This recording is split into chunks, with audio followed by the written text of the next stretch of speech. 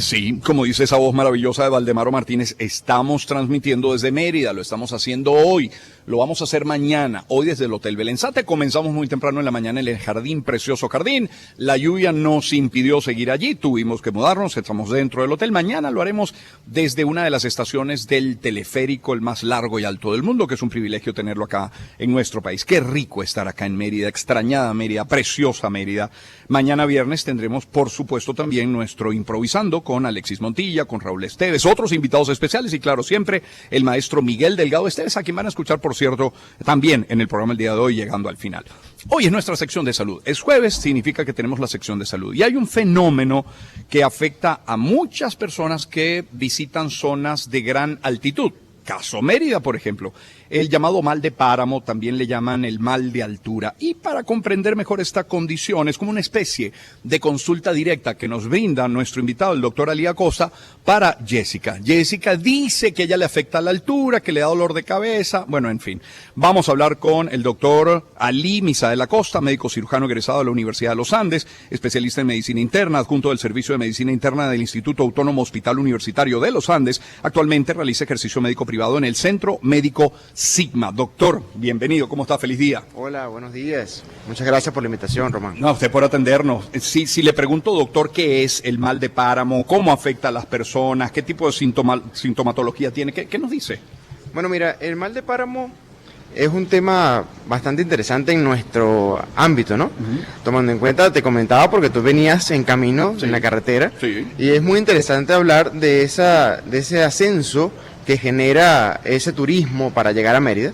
Y hablando de esa altura particularmente, se habla en la historia de que cuando llegas más allá de 2.500 metros aproximadamente, puedes comenzar a sentir algunos síntomas que son variables. Aunque venga en carro. Porque algunos carro asocian el mal de páramo con el ejercicio físico.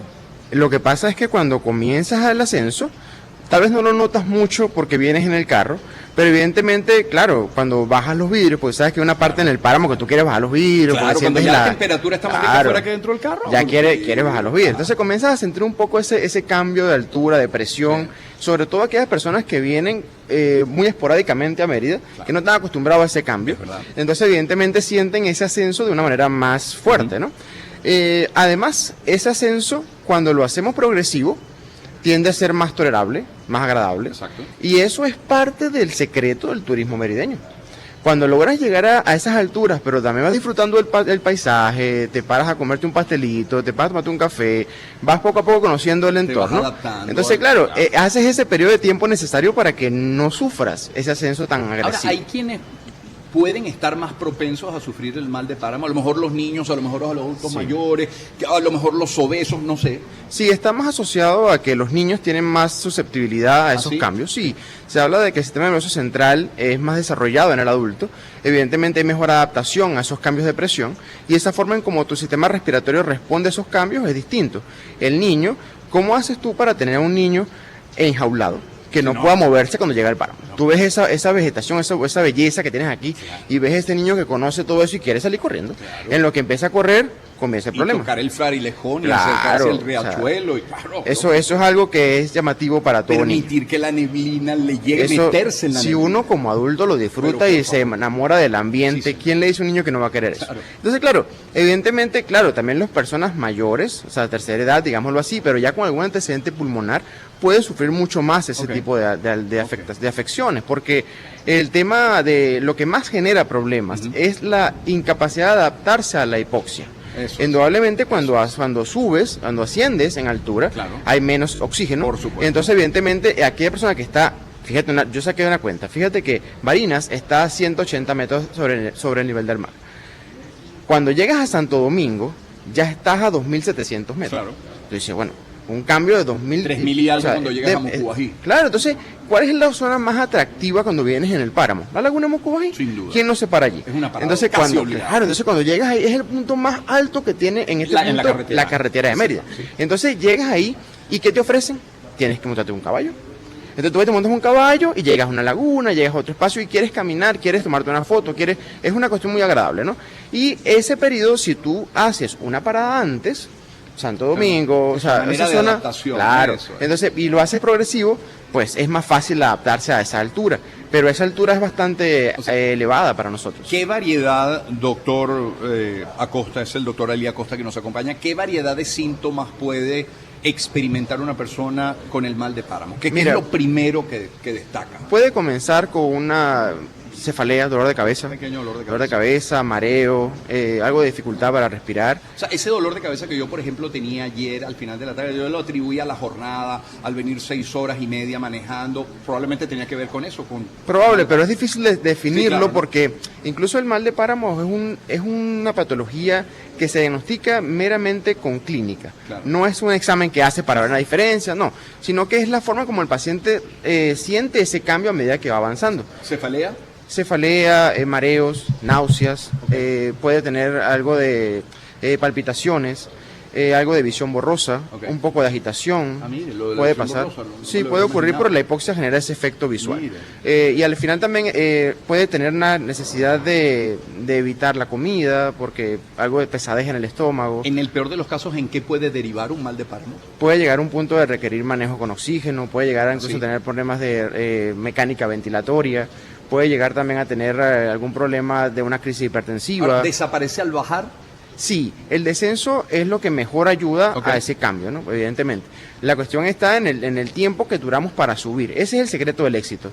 Si lo ascendemos de forma más calmada, más progresiva, evidentemente pues la forma de adaptarse es mejor. Ahora, imagino que quien hace deporte, por ejemplo, un deportista ni siquiera de alto nivel, una persona que haga ejercicio con frecuencia estará mejor preparado o no necesariamente. No necesariamente. Ah, no. No, hemos tenido casos, por ejemplo, de pacientes, bueno, si supieras que Mérida es un punto de referencia para, sobre todo mucuchíes, para deportistas de alto nivel. Como una bicicleta, ciclismo, fútbol, claro, vienen, cuando vas a Bolivia. Entonces tienen que venir para acá. Entonces ocurre que llegan al páramo y ¿qué hacen esos jóvenes? A trotar. Ellos vienen a aclimatarse, pero a aclimatarse a un alto nivel, no al nuestro que venimos a hacer turismo. Exacto. Ellos vienen a entrenar.